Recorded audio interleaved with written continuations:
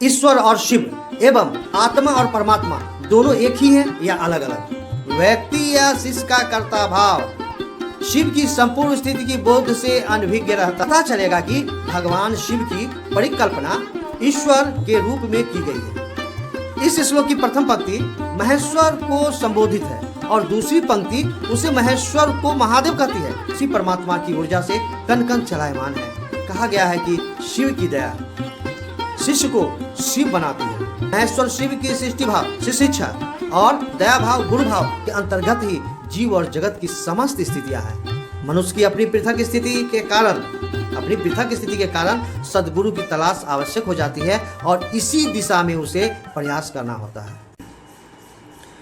प्रणाम, नमस्कार, वंदे मातरम। मैं गजेंद्र प्रसाद मधुबनी से आपका भाई, और आज फिर आपके पास बहुत ही अच्छे विषय को लेकर आया हूं और विषय बहुत ही मुख्य है। इस विषय को जानने के लिए बहुत सारे भाई बहनों ने हमें कॉल किया, मैसेज किया, और वो विषय बड़ा ही प्रेरक और बहुत ही अच्छी विषय है। तो आइए शुरू करते हैं।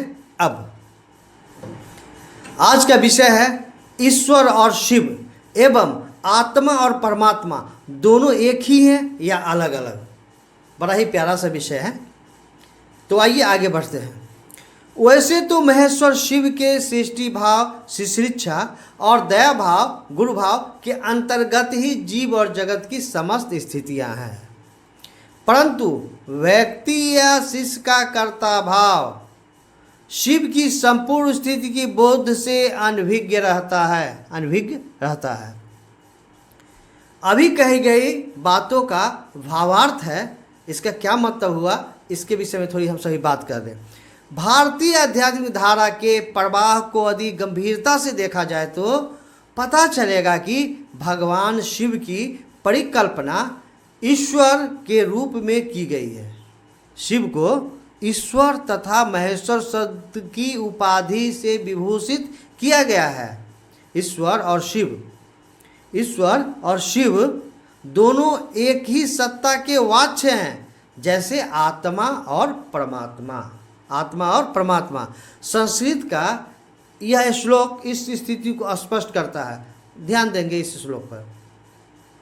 तौ तत्त्वं न जामामि कीदृशोऽसि महेश्वर यादृशोऽसि महादेव तादृशोऽसि नमो नमः। यानी मैं आपके सार यानी तत्व को नहीं जानता, आप किस तरह के हैं, भगवान हैं, लेकिन हे महादेव आप जैसे भी हैं मैं आपको नमस्कार यानी प्रणाम करता हूँ। इस श्लोक की प्रथम पंक्ति महेश्वर को संबोधित है और दूसरी पंक्ति उसे महेश्वर को महादेव कहती है। उपनिषद कहती है इच्छा मात्र प्रभो सृष्टि अर्थात पूरी सृष्टि, जीव और जगत उसी ईश्वर की इच्छा से सृष्ट है।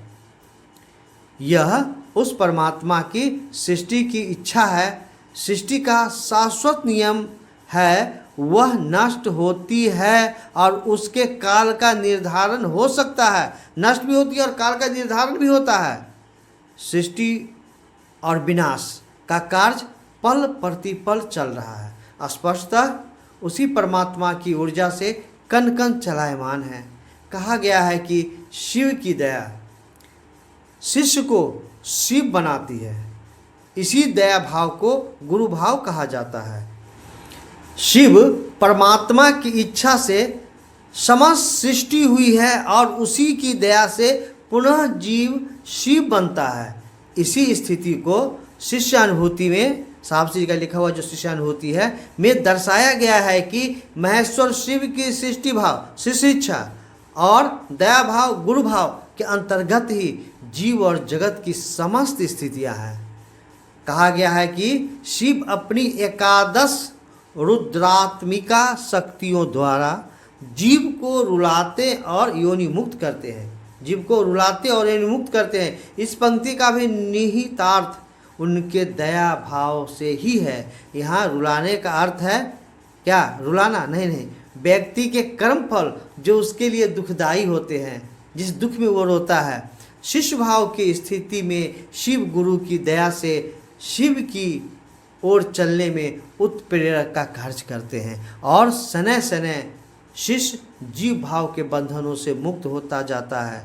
जगत गुरु शिव तो दया के अच्छे स्रोत हैं, किंतु मनुष्य में आई जीवात्मा अपने कर्ता बोध के कारण शिव के अस्तित्व का बोध नहीं कर पाती क्योंकि कर्ता मन प्रभावी रहता है।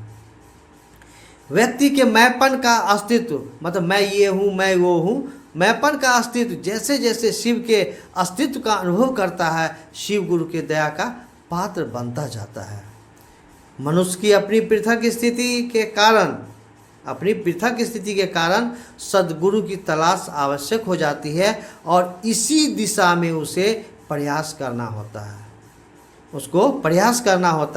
उक्त प्रयास में उसके गुरु की दया परिणाम की ओर ले जाती है। गुरु उसको परिणाम की ओर ले जाती है और वो जीव से शिव होता है। ये जो उपयुक्त सभी बातें हैं आज कालखंड के जो हमारे ऋषि कहिए, मुनि कहिए, जो कहिए, साहब श्री हरिनारायण जी के संवाद यानी वार्तालाप पर आधारित है। तो अभी हम सभी ने जाना इस विषय को।